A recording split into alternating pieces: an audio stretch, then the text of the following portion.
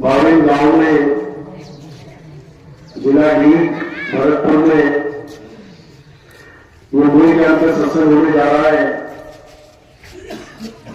बहुत बड़े भाग हैं उन जीवों के जिनको अपने पूरे जीवन काल में एक बार भी ये मूल ज्ञान सुनने को मिल जाता है, और उससे भी बड़े भाग होते हैं उन जीवों के जो इस मूल ज्ञान को थोड़ा सा भी समझना शुरू कर देते हैं। अगर थोड़ा सा भी समझ में आ गया तो इसका मतलब शुरुआत हो गई। अब धीरे धीरे धीरे करके आप वहां तक पहुंच जाओगे जहां तक पहुंचने के लिए आपको ये इंसानी जन्म मिला है। क्योंकि सबसे बड़ी दुविधा तो ये है कि हमें यही नहीं पता कि हमें इंसान का जन्म मिला तो मिला क्यों है, कारण क्या है। पूरे संसार में किसी से भी पूछोगे कि हमें इंसान क्यों बनाया गया, ये बेचारा कुत्ता बना बैठा है, कोई चिड़िया, कोई कीड़े मकोड़े बने बैठे हैं, हमें इंसान जन्म क्यों मिला, किसी के पास इसका जवाब नहीं होगा। कोई कहेगा ये सृष्टि चलाने के लिए शादियां करो, ब्याह करो, आगे से आगे आबादी बढ़ाओ, इसलिए मिला। कोई कहेगा नाम कमाने के लिए, बड़ा नाम कमाओ दुनिया में, फिर मर जाओ। कोई कहेगा बड़े दाम कमाने के लिए बड़े बड़े बिल्डिंग, बड़े बड़े महल बनाओ, मर जाओ, मिट्टी में मिल जाओ। जबकि ये सत्य नहीं है। हमें पता ही नहीं है कि ये इंसान जन्म मिला तो मिला क्यों है।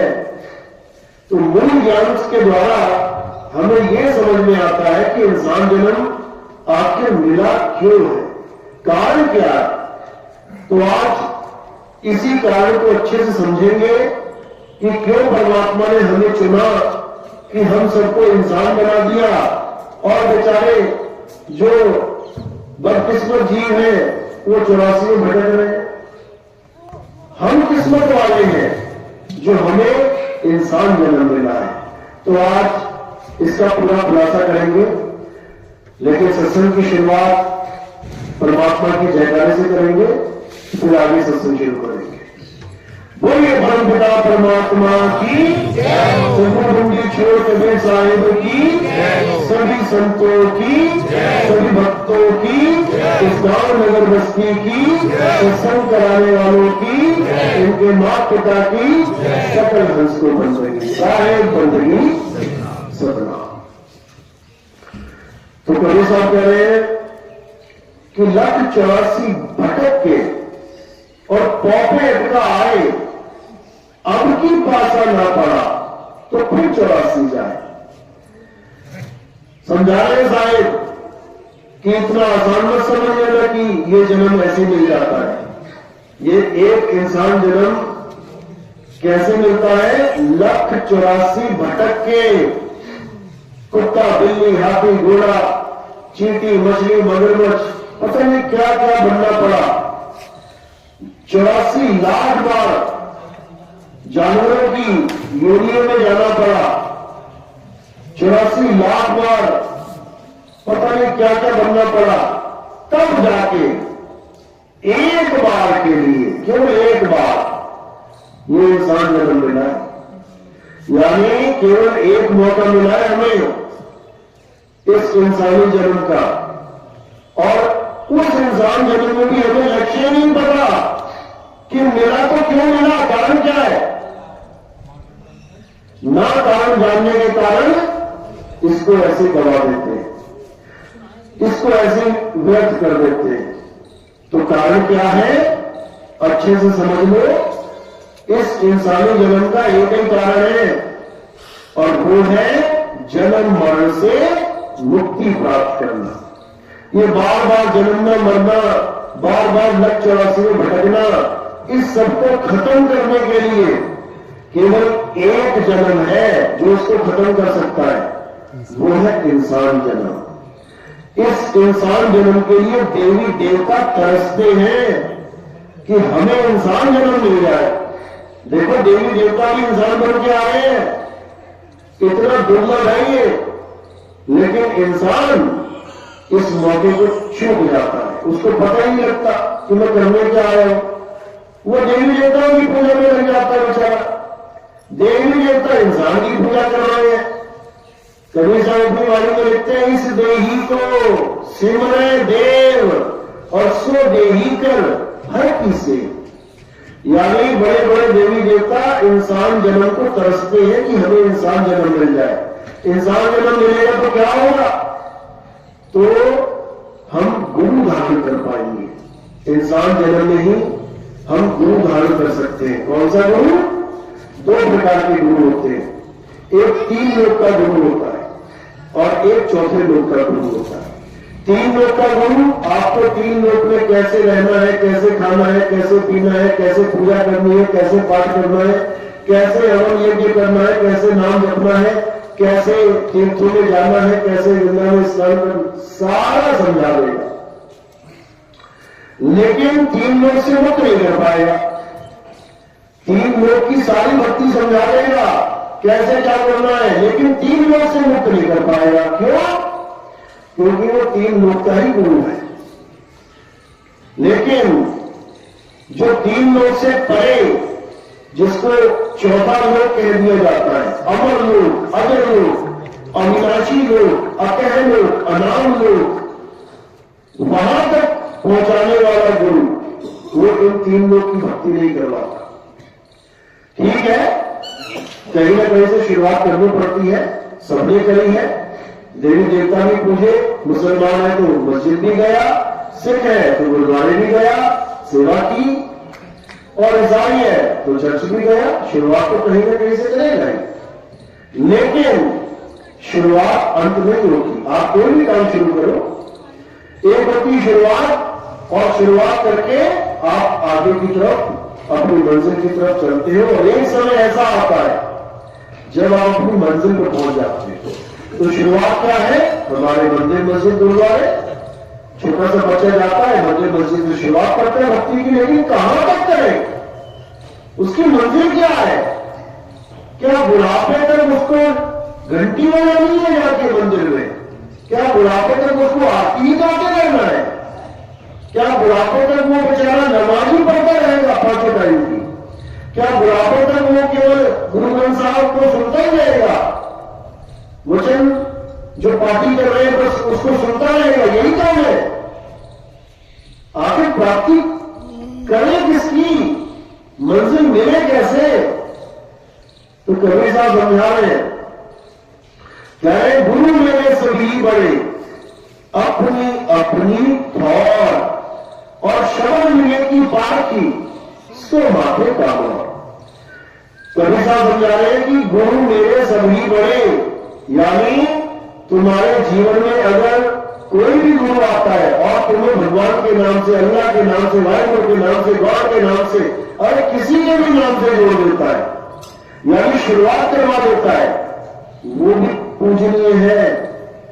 जैसे एक डॉक्टर भी डॉक्टर तब बन पाया जब वो LKG, UKG, पहली, दूसरी, 5वीं के गुरु धारण करके आगे बढ़ा है।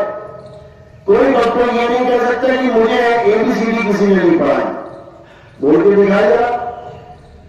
आज भले वो डॉक्टर बन गया है, लेकिन ABCD उसने भी डांट खा खा के पढ़ी है गुरुओं से। तो गुरु मेरे सभी बड़े, अपनी अपनी थौर। अब थौर क्या है? सारे कबीरपंथी इस दोहे को यूज करते हैं, लेकिन उनसे पूछो थौर क्या है? अपनी अपनी थौर। बस वहीं पे काम करा, कुछ नहीं समझ में आता उनको क्या बोल रहे, क्योंकि उनको थौर पता ही नहीं है। थौर क्या है अच्छे से समझ लेना। थौर का मतलब होता है ठिकाना। कहते हैं तेरा थौर ठिकाना नहीं है कहीं? बिल्कुल है। तो तुम्हारा ठिकाना क्या है? जहां तुम रहोगे, जहां तुम रहते हो। तो हर गुरु तुम्हें कहीं ना कहीं का ठिकाना बताता है कि तुमने जाना कहां है। तो सबसे नीचे लेवल का जो गुरु होता है वो कौन होता है? जो तुम्हारे ध्यान को भूत प्रेतों से, चुड़ैल चंडालिकाओं से, काला जादू मंत्र जंतर से जो जोड़ता है, वो गुरु सबसे निचले लेवल का गुरु होता है, मानो ABCD वाला गुरु। वो भी तुम्हें दीक्षा देगा, वो भी तुम्हें मंत्र देगा, उस मंत्रों को सिद्ध करवाएगा, कहेगा मसान पे चलेगा, शमशान पे चलेगा, वहां जाके लाश को उठा, उस पर ऐसे कर वैसा कर, तुम्हें ज्ञान देगा, तुम वही काम करोगे। जो ज्ञान देगा वो गुरु कहलाएगा, बन गया तुम्हारा गुरु। लेकिन ये गुरु तुम्हें मुक्ति प्रदान नहीं कर सकता, इसका ठौर बहुत नीचे है। अब इससे ऊपर कौन सा ठौर है? इससे ऊपर है देवी देवताओं का ठौर।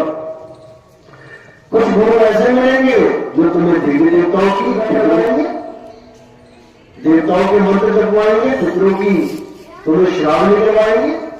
ये गुरु उससे थोड़ा ऊपर। अब इनसे ऊपर कौन है?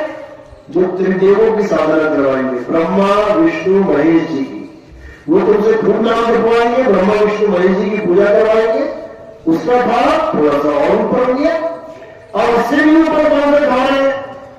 जो तुमसे केवल अष्टांगी माया की यानी जग जननी जगदम्बा की पूजा करवाएंगे। वो ब्रह्मा विष्णु महेश को भी करवाएंगे, छोड़ो इनको भी, ये तो कुछ भी नहीं है।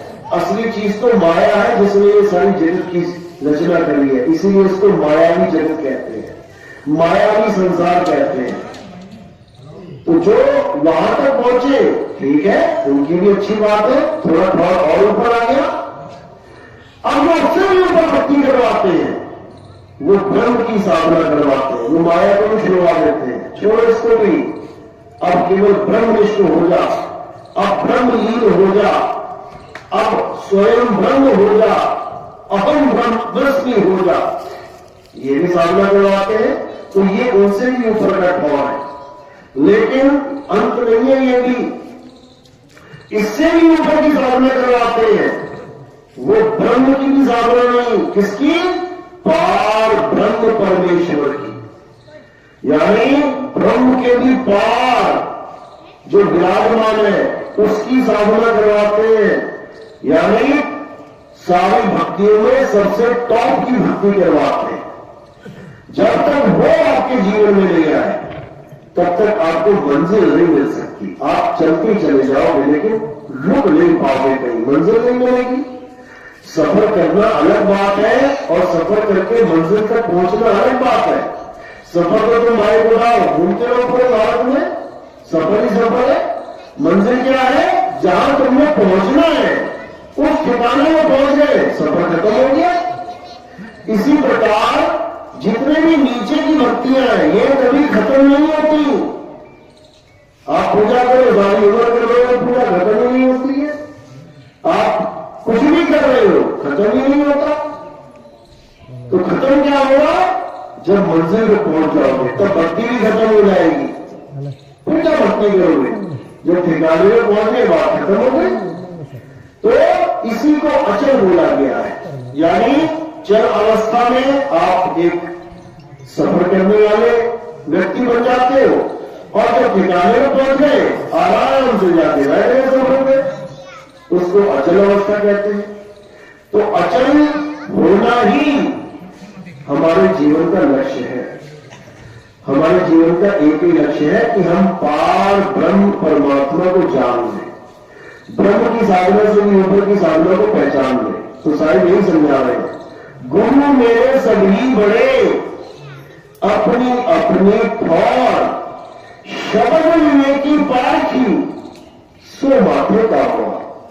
यानी गुरु सारे ठीक है, अपनी अपनी जगह ठीक है, तुम्हें कुछ न कुछ दे ही रहे हैं, लेकिन कुछ से बात नहीं बनेगी। कुछ न कुछ देने वाले गुरु से बात नहीं बनेगी। जो सब कुछ समझाएगा, सब कुछ देगा, बात उससे बनेगी। तो सब कुछ क्या है? वो हमारा अपना निज स्वरूप है, उसी को पार ब्रह्म कहते हैं। ये ब्रह्म से पार है। और ब्रह्म क्या है? हमारा ही अज्ञान स्वरूप है। जीव क्या है? हमारा महाज्ञान स्वरूप है, भोक्ता स्वरूप है। ब्रह्म हमारा सृष्टिकर्ता स्वरूप है, जीव हमारा भोक्ता स्वरूप है। और पार ब्रह्म हमारा निज स्वरूप है, उसमें न भोक्ता और न ही दृष्टि करता। सृष्टिकर्ता, सब खत्म हो जाता है। तो इसी की बात तुम्हें साथ समझा रहे हैं कि जब तक तुम्हें ऐसा गुरु नहीं मिला जो तुम्हें त्रिगुणों से ऊपर, माया से ऊपर, ब्रह्म से ऊपर अपने निज स्वरूप में स्थित न करवा दे, तब तक तुम्हारा जन्म मरण का चक्कर चलता ही रहेगा। और इसी पारब्रह्म परमेश्वर को हम क्या कहते हैं संतों की भाषा में? आत्मदेव, देवों के देव महादेव। यहां तक तो सुना होगा आपने, देवों के देव महादेव। क्या बोलते, कौन है? भोले शंकर को बोल देते, लेकिन ऐसा नहीं है। देवों के देव महादेव आत्मदेव। भोले शंकर को एक शरीर, जैसे भोले शंकर जी का शरीर चल रहा है, उसको कौन चला रहा है? तो शरीर को चलाने वाला कौन है? असल में देवों का देव महादेव वो आत्मदेव है, जो सबके शरीरों को चला रहा है। वो आपके भी शरीर को चला रहा है, हमारे भी शरीर को चला रहा है, हर शरीर को चला रहा है।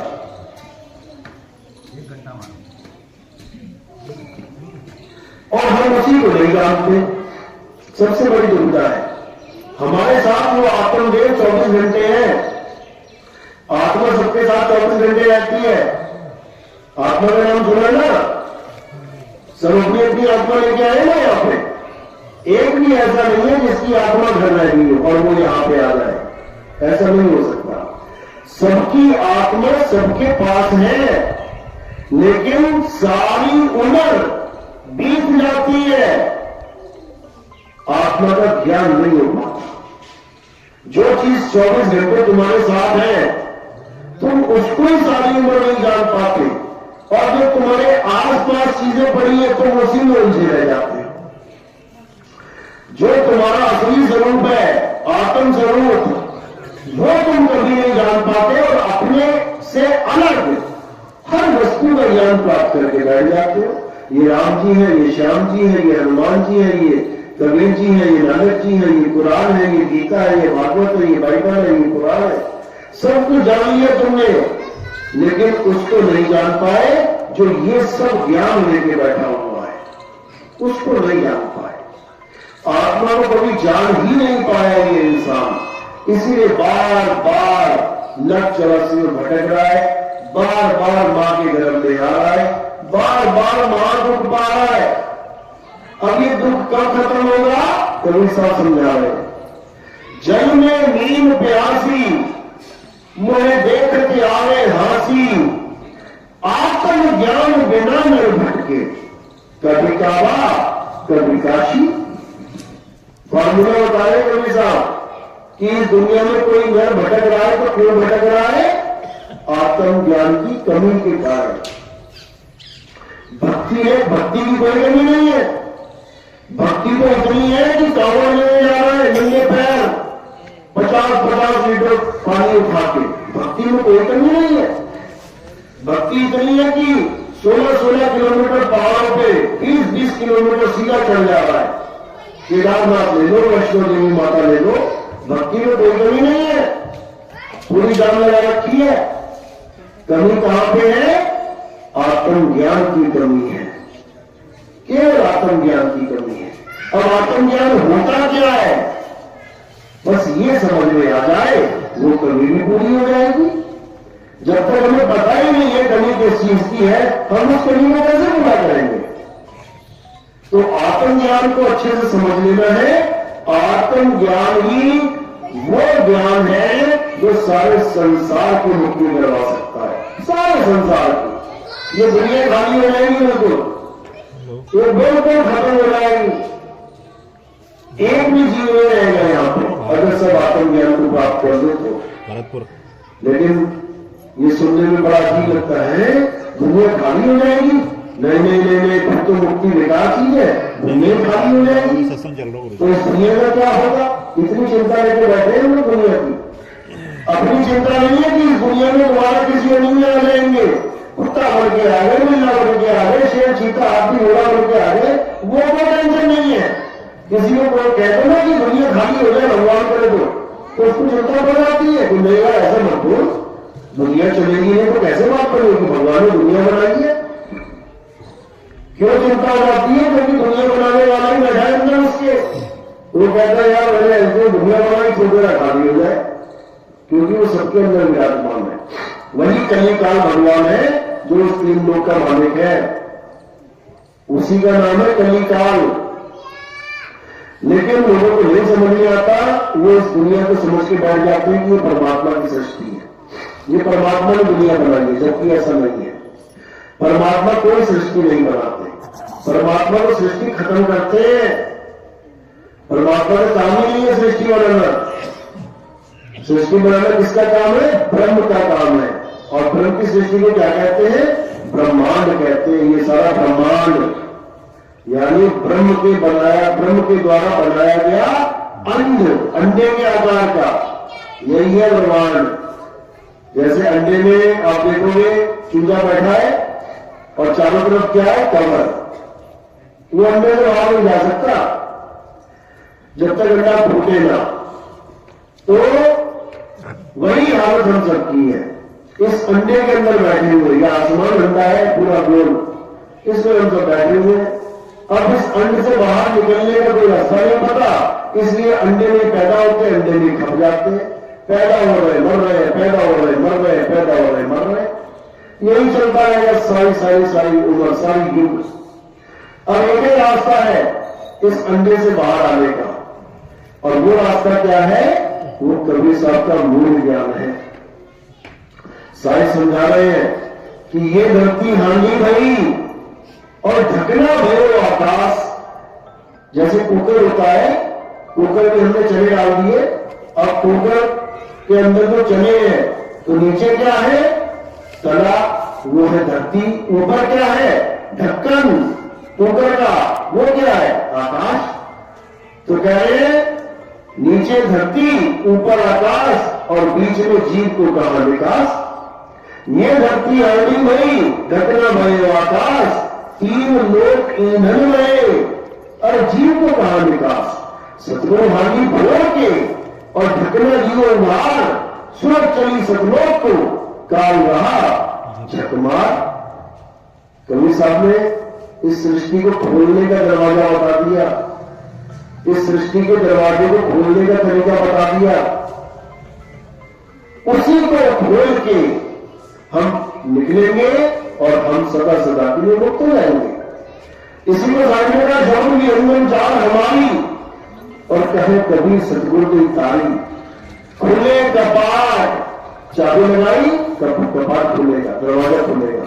खुले कपाट शब्द झमकारी, और पिंड एंड के पार सो देश हमारा है। करने में विकार महल में प्यारा है। यानी उस महल में जाने की हमें कोई रास्ता ही नहीं मिल रहा है। इसको महल मान बैठे हैं, काया रूपी महल को। इसमें परमात्मा ढूंढ रहे हैं, लेकिन जहां परमात्मा सच में रहता है वहां का हमें संदेशा ही नहीं है, अंदेशा ही नहीं है, कोई विचार ही नहीं है। तो वहां का विचार कौन देता है? गुरु देता है। गुरु समझाता है कि तू फंस गया राजनीति में, तू फंस गया बेगाने देश में। अब इस बेगाने देश को छोड़ और अपने देश की तरफ पलायन कर, तब तो अपने देश घर जा पाएगा। तो यही कबीर साहब समझा रहे, रहना नहीं देश बेगाना है। अरे ये धरती कागज की पुलिया, बूढ़ पड़े हो जाना है। ये संसार झाड़ झाकर, और उन्हें तो खुद मर जाना है। चाहे कभी सुनो दे साधो, सतगुरु नाम ठिकाना है। यानी वो नाम ही हमारा ठिकाना है। और वो ठिकाना हमें कैसे मिलेगा? जब हमें वो ठिकाना देने वाला गुरु मिल जाएगा। जैसे मैंने बताया पहले कि अपनी अपनी घर, हर गुरु तुम्हें कहीं ना कहीं किसी न किसी से जोड़ देगा। कोई कहेगा शिवलोक चलते हैं, कोई कहेगा वैकुंठ लोक चलेंगे मरने के बाद, कोई कहेगा स्वर्ग चलते, कोई कहेगा महास्वर्ग चलते, कोई कहेगा ब्रह्मलोक चलते, कोई कह रहा है माता के माया के लोग में चलते हैं। सब इस कहीं ना कहीं फॉर्म बता रहे हैं। लेकिन वो जरूर होगा, वो ये कभी नहीं बोलेगा कि चलो स्वर्ग चले, चलो शिव मोड चले, बैकवर्ड मोड चले, सुपर मोड चले, कभी नहीं बोलेगा। वो क्या बोलेगा? चलो शब्द में चले, क्योंकि शब्द ही ठिकाना है। स्वर्ग समाये शब्द में, बात काल न खाए। शब्द ही ठिकाना है स्वर्ग का। स्वर्ग केवल शरीर में रह के, केवल शब्द में रह के मुक्त हो सकती है। शरीर में रह के तो बंधन में है, हम बंधन में हैं। हमें लगता है कहां बंधन है, हाथों में कोई बेड़ी नहीं है, पैरों में कोई जंजीर नहीं है, हम तो मुक्त है। लेकिन ऐसा नहीं है, हम मुक्त नहीं है, हम इस काया रूपी जेल में, बंधन में है। हर इंसान काया रूपी जेल में, बंधन में है। लेकिन जब बंदी छोड़, इसके बंधन छुड़वाएंगे, तब इसको समझ में आएगा कि मैं कैसे बंधन में था। यानी जब चुंबक की तरह वो खींचेंगे और पूरी काया से निकाल के बाहर करेंगे, तब तुम्हें समझ में आएगा कि मैं बंधन में कैसे था।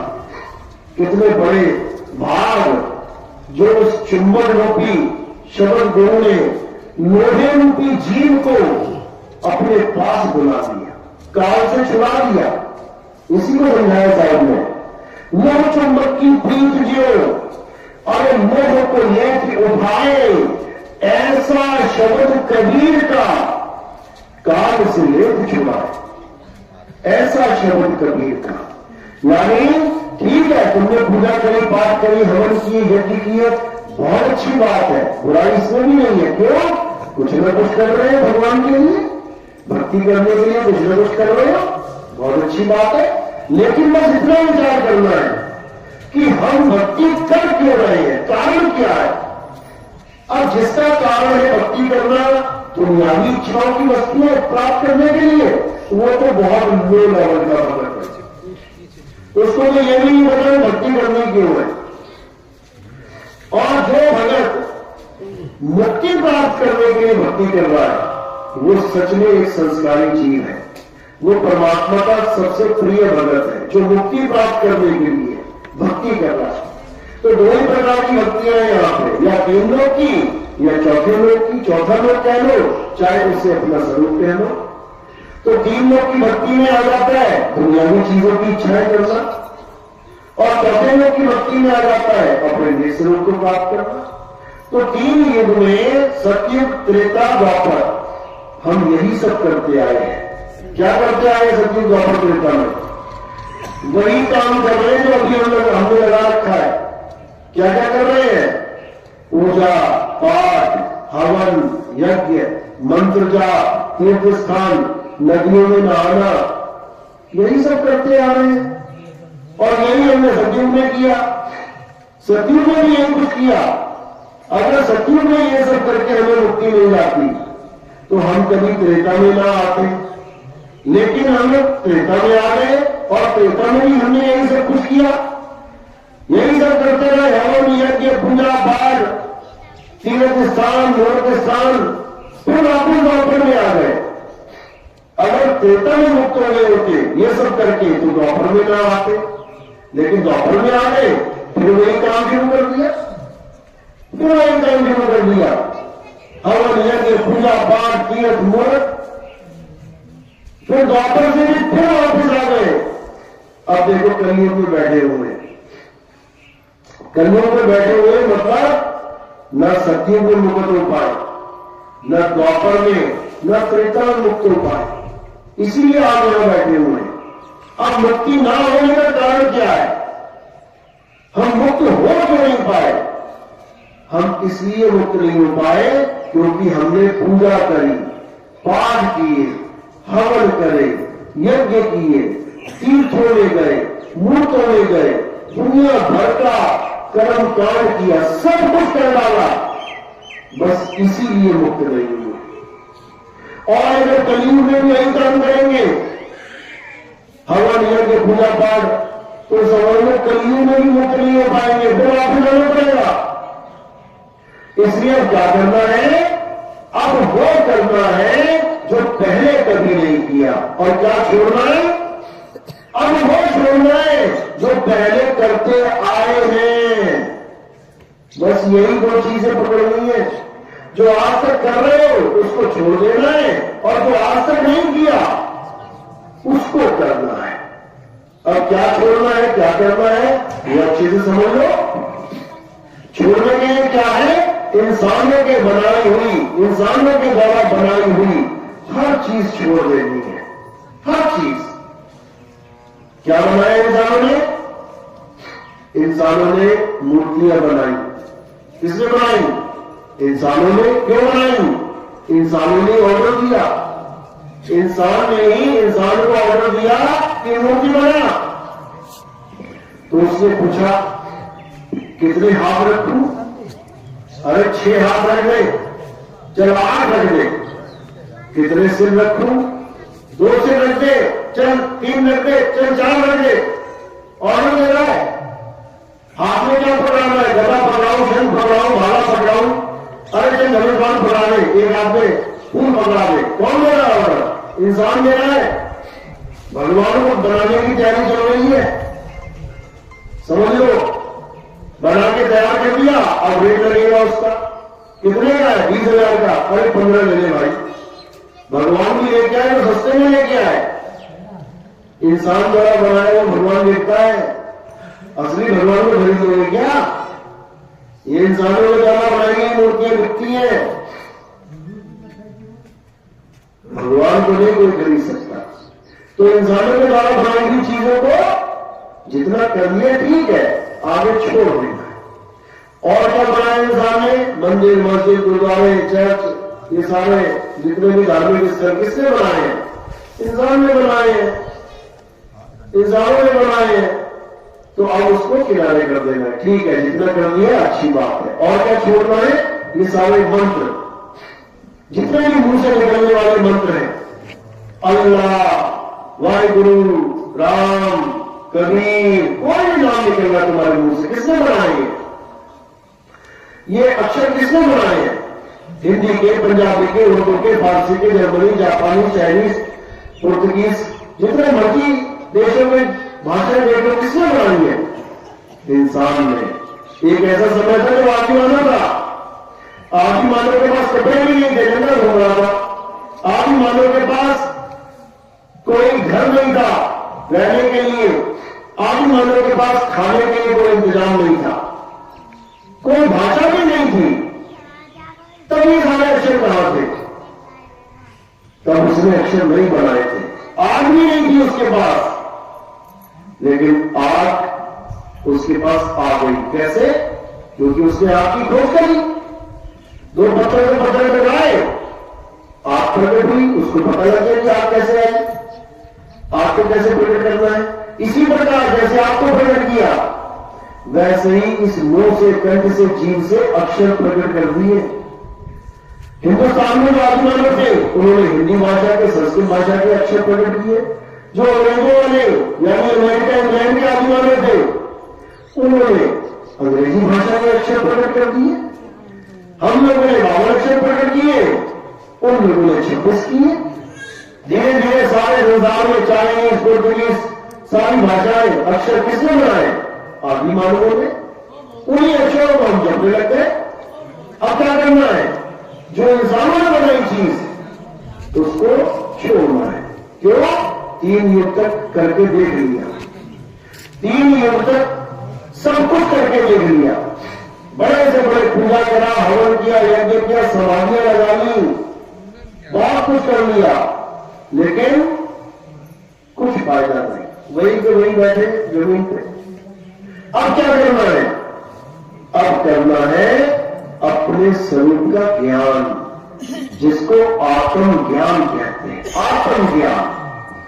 कभी सब कह रहे हैं आत्मज्ञान में बिना में भटके, कभी काबा, कभी काशी।